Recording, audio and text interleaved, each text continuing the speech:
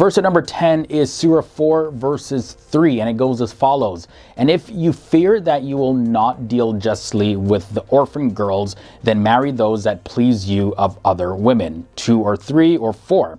But if you fear that you will not be just, then marry only one or those your right hand possesses. This is more suitable that you may not incline to injustice. So many people have wondered, if men can marry several wives, then why can't women also marry several husbands? The verse at number 9 is Surah 4 verses 34. Men are in charge of women by right of what Allah has given one over the other and what they spend for maintenance from their wealth. So righteous women are devoutly obedient, guarding in the husband's absence what Allah would have them guard. But those wives from whom you fear arrogance, first advise them, then if they persist, forsake them in bed, and finally strike them. But if they obey you once more, seek no means against them. Indeed, Allah is ever exalted and grand. So the debate about this passage is whether or not this is a physical striking of a woman or symbolic for being stern with them. Yeah, there's a whole lot of debate happening around this one. But moving on to number 8, we have Surah 5 verses 38. Although the Quran has many passages of peace and prosperity, this one has been pretty tough for many people to reconcile because it's a passage of harsh punishment, and they're looking to reconcile it with the peaceful view of Islam. But either way, the passage goes as follows. As for the thief, the male and the female amputate their hands in recompense for what they committed as a deterrent punishment from Allah. And Allah is exalted in might and wise. Number 7 brings us to Surah 66 verses 9. Followers of other religions have used this passage frequently in their arguments against Islam, and it goes as follows. O Prophet, strive against the disbelievers and the hypocrites, and be harsh upon them, and their refuge is hell, and wretched is the destination. Moving on now to Surah 33 verses 50. This verse is a big topic of debate among religious circles in regards to the validity of Muhammad being a prophet. We find mentions of slavery and intimate relations in the following passage. O Prophet, indeed we have made lawful to you your wives to whom you have given their due compensation, and those your right hand possesses from what Allah has returned to you of captives, and the daughters and your paternal uncles, and the daughters of your paternal aunts, and the daughters of your maternal uncles, and the daughters of your maternal aunts who emigrated with you, and a believing woman if she gives herself to the Prophet, and if the Prophet wishes to marry her, this is only for you, excluding the other believers. We certainly know what we have made obligatory upon them concerning their wives and those their right hands possess. But this is for you in order that there will be upon you no discomfort, and ever is Allah forgiving and merciful. Moving on now to number 5. This brings us to Surah 2 verses 65. And you had already known those who transgressed among you concerning the Sabbath, and we said to them, be apes, despised. Now, the belief around this is that these people who broke the Sabbath were turned into apes by God. Another verse in the Quran is used to make the point that they actually became literal apes rather than this being metaphorical. Surah 2 verses 117 says this: He is the one who has originated the heavens and the earth. And when he wills to originate a thing, he only says to it, be, and it becomes. So in the previous passage, we see be apes. So this is an argument used for this verse as to it meaning literal apes versus symbolic apes. Continuing with number 4, we have Surah 8 verses 12. Remember when your Lord inspired to the angels, I am with you, so strengthen those who have believed. I will cast terror into the hearts of those who disbelieved. So strike them upon the necks and strike from them every fingertip. And the argument that is often raised against this verse is that it goes against religious freedom. Continuing this episode at number 3, we have Surah 2 verses 282. This verse in a nutshell says that the witness testimony of one man is equivalent to the witness testimony of 2 women. O you who have believed, when you contract a debt for a specified term, write it down, and let a scribe write it between you in justice. Let no scribe refuse to write as Allah has taught him. So let him write, and let the one who has obligation dictate, and let him fear Allah, his Lord, and not leave anything out of it. But if the one who has the obligation is of limited understanding or weak or unable to dictate himself, then let his guardian dictate in justice, and bring to witness 2 witnesses from among your men. And if there are not 2 men available, then a man and 2 women from those whom you accept as witnesses, so that if the one of the women errs, then the other can remind her. And let not the witnesses refuse when they are called upon, and do not be too weary to write it, whether it is small or large, for its specified term. That is more just in the sight of Allah, and stronger as evidence, and more likely to prevent doubt between you, except when it is an immediate transaction which you conduct amongst yourself. For then there is no blame upon you if you do not write it, and take witnesses when you conclude a contract. Let no scribe be harmed or any witness. For if you do so, indeed, it is grave disobedience in you. And fear Allah, and Allah teaches you, and Allah is knowing of all things. Moving on now to number 2, we have this verse, Surah 4 verses 11. Allah instructs you concerning your children, for the male what is equal to the share of 2 females.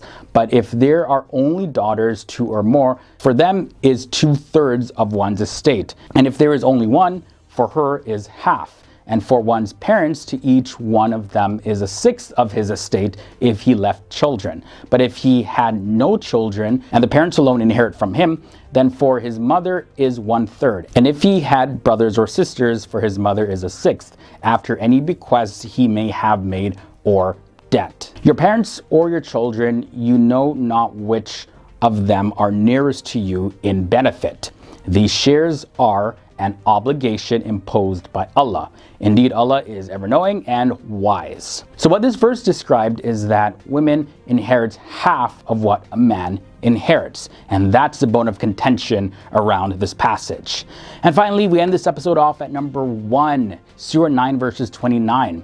Fight those who do not believe in Allah or in the last day, and who do not consider unlawful what Allah and his messengers have made unlawful, and who do not adopt the religion of truth from those who were given the scripture. Fight until they give the jizya willingly while they are humbled. Now guys, the issue around this verse is that apparently it tells Muslims to fight non-Muslims because they believe something different than they do. So the first thing is the speed of light. Muslims believe that angels are created from light, and the angels communicate the affairs of God, which they get from what is known as a preserved tablet in outer space.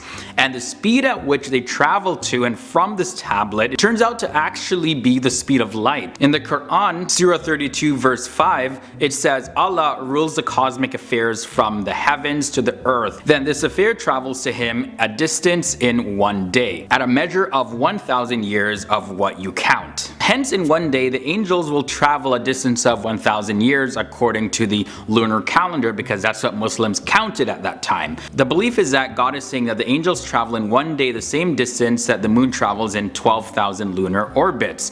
12,000 lunar orbits or Earth days equals the speed of light. Now science shows that. Now the atmosphere protects us is the next thing. So the atmosphere protects Earth from radiation and meteorites. Now this is also portrayed in the Quran 1400 years ago. In the Quran, Surah 21 verse 32, it says, and we made the sky a protective shield, and they turn away from its sign. The next scientific miracle in the Quran is the female bees are the worker bees. So worker bees are actually all females. Now the Quran refers to bees that generate honey as females. So listen to this. In the Quran, Surah 16 verses 68 to 69, it says, and your Lord revealed to the bees, build your hives in mountains, trees, and in what they build. Then eat from every fruit and follow your Lord's enslaved path. paths. From its bellies exists drink of different color, in it healing for man. So in Arabic, the word eat or kuli is for females, and that's used in the Quran. And the term follow a path is the word usluki in Arabic, and that refers to females as well.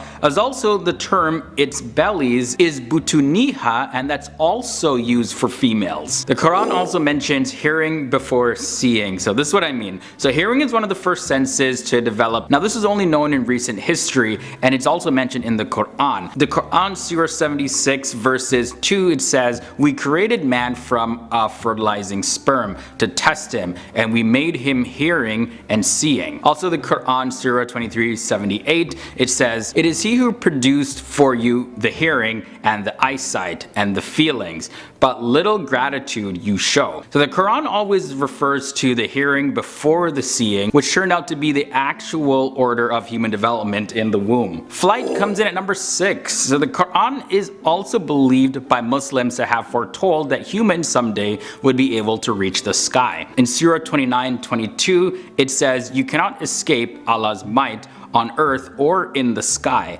and you have no protector and no savior besides Allah." Also in Surah 84:19, it says, "You will ride one layer from another layer." The word tabak in Arabic means layer in English, and from this came certain myths about flying carpets, but now the flying aircrafts that go up layer upon layer are what we know today. Also, sound waves. According to the University of Washington, the original sound waves were not temperature variations, but they were actual real sound waves spreading around the universe. Now in the Quran, Surah 41 verse 11 indicates this, and it says, "Then he directed himself to the heaven when it was smoke, and then said to it and to the earth, 'Come willingly or by force.' They said, 'We do come willingly.'" So the heaven replying back implies that the heaven had a voice, which would mean it emitted a sound wave. Another miracle Muslims point to is high altitudes affect your breathing.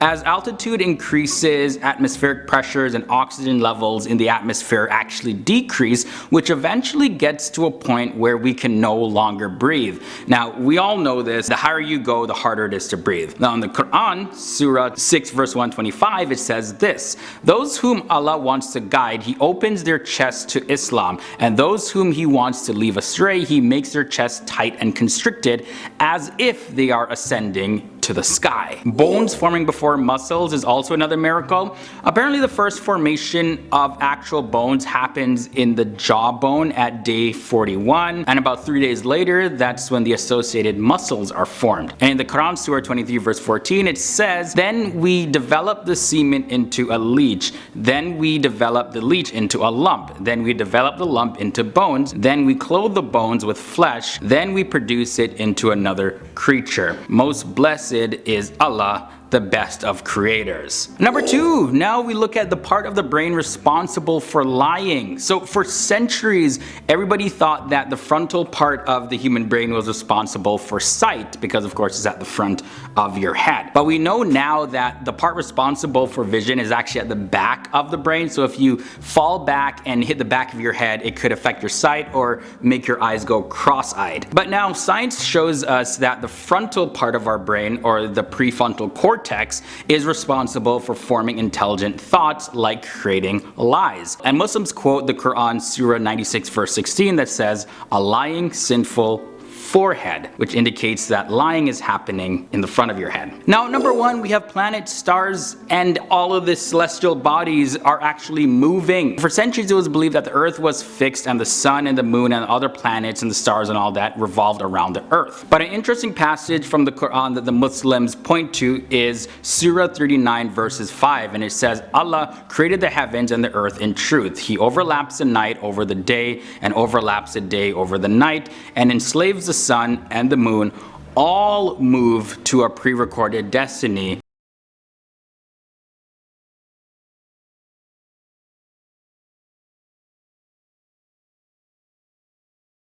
الرحمن الرحيم يا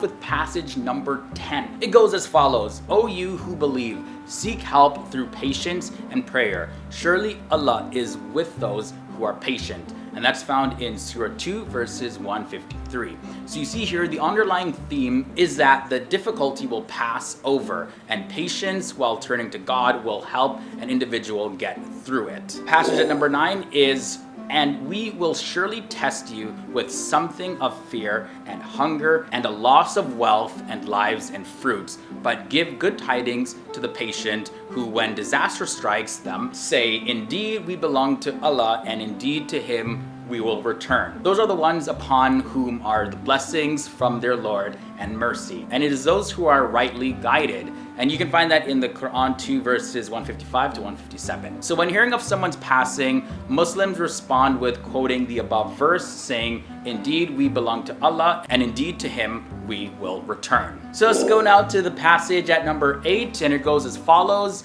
Allah intends to provide ease for you and does not intend to create hardship. And that's in the Quran, Surah 2 verses 185. And one of the most important lessons that Muslims draw from this passage is that it basically reminds them that whatever the trial that they're facing, it's coming from Allah only to make them a better person and strengthen their trust in Him.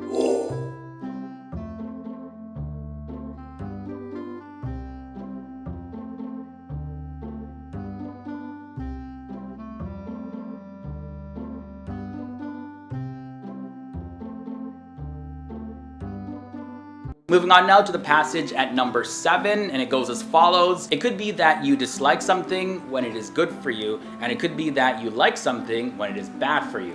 Allah knows, and you do not know.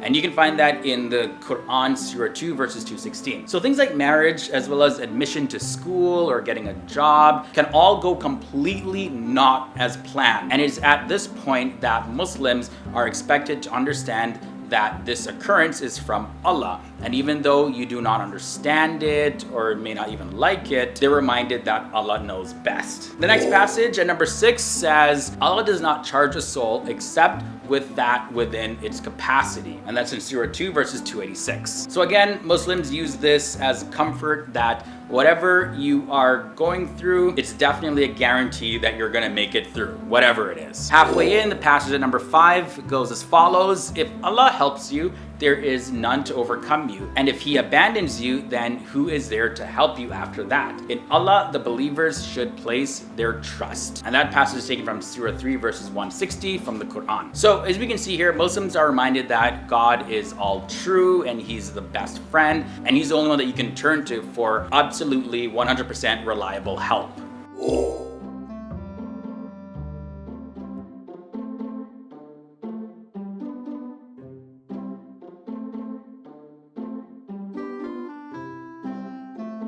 Then we move on now to the passage at number 4, and this is what it says: and He will provide him from sources he never could imagine, and whosoever puts his trust in Allah, then He will suffice him. Verily Allah will accomplish His purpose. Indeed, Allah has set a measure for all things. And that's taken from the Quran, Surah 65 verse 3. So this verse here highlights how for humans, that humans don't really know and cannot even fathom how Allah is going to take care of people and their affairs. But He's taking care of all of them nonetheless. Now the passage at number 3 says this: enough for me is Allah, there is no God but He. In Him I have placed my trust, and He is the Lord of the great throne. And you can find that in the Quran, Surah 9 verses 129. So people have used this verse to calm themselves down before important meetings, as well as appointments, or just for things that make them completely uncomfortable. We're getting down pretty close to the end. We have 2 more passages to look at.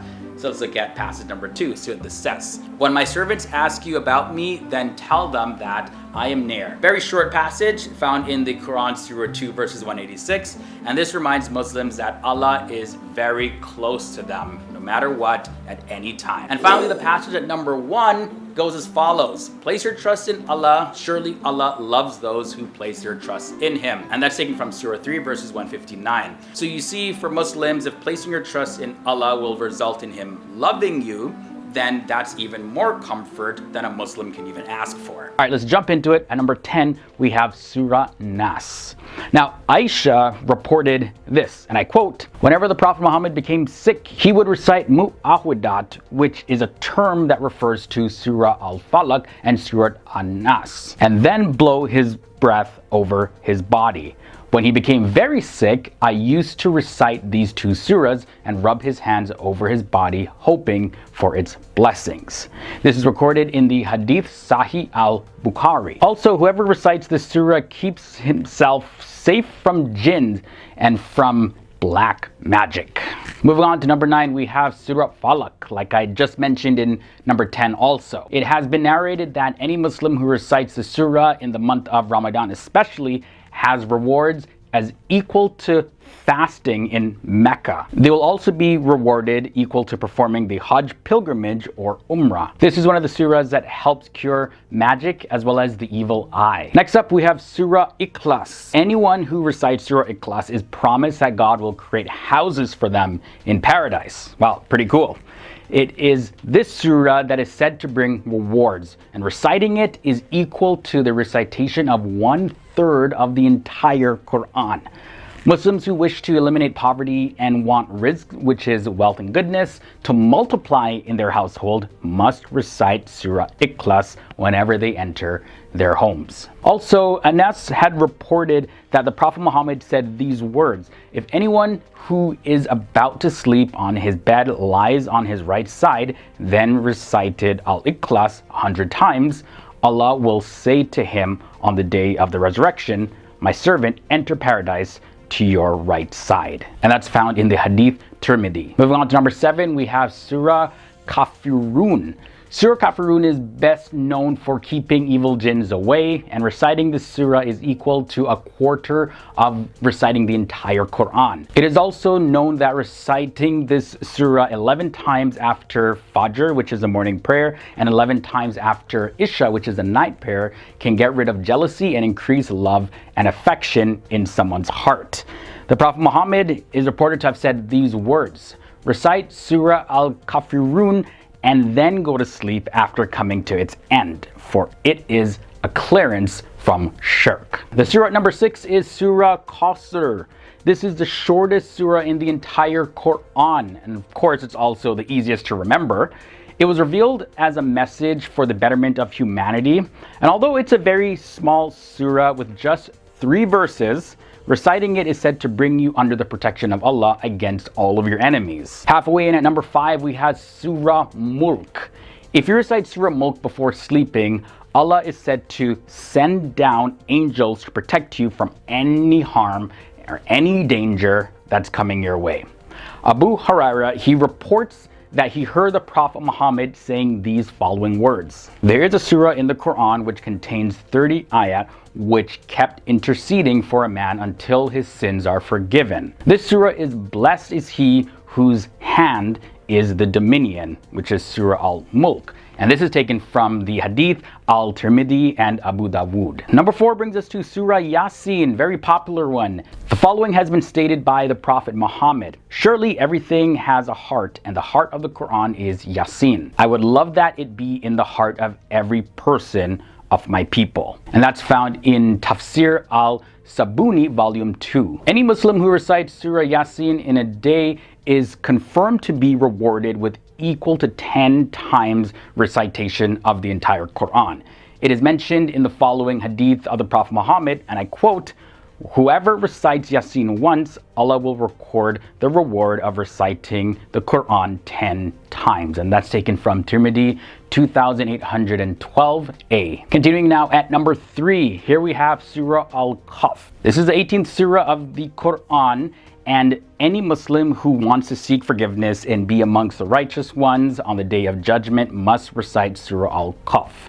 It's reported that Prophet Muhammad had said these following words: "Whoever reads Surah Al-Kahf on the day of Jummah, which is Friday, a light will shine for him from beneath his feet to the clouds of the sky, which will shine for him on the day of the resurrection, and he will be forgiven his sins between the 2 Fridays."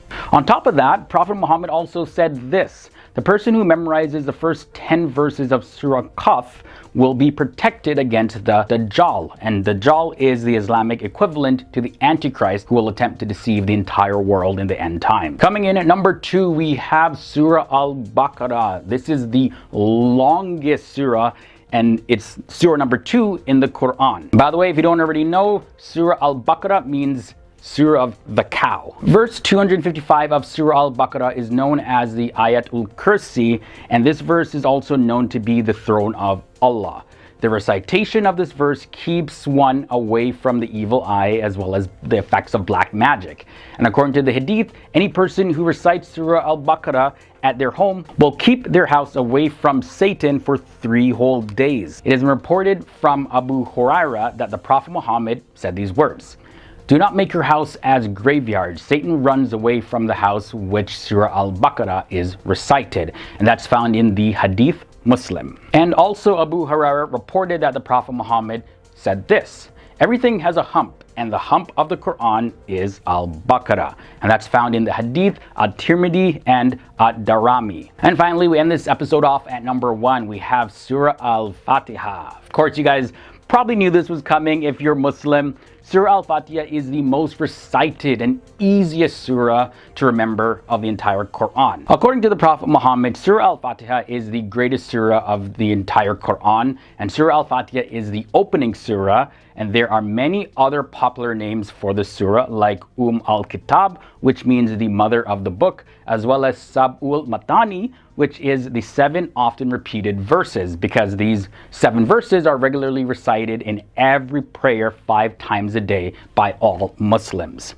Then there's the name Ash-Shifa, and that means the cure. And the Prophet Muhammad said this: "Surah Fatiha is a cure from every illness." And that quote is found in the Hadith Darmi Bahiki. Also, there's the name Asas al-Quran, and this surah is named Asas al-Quran because it contains all of the basic, essential, and most significant teachings of Islam about Allah.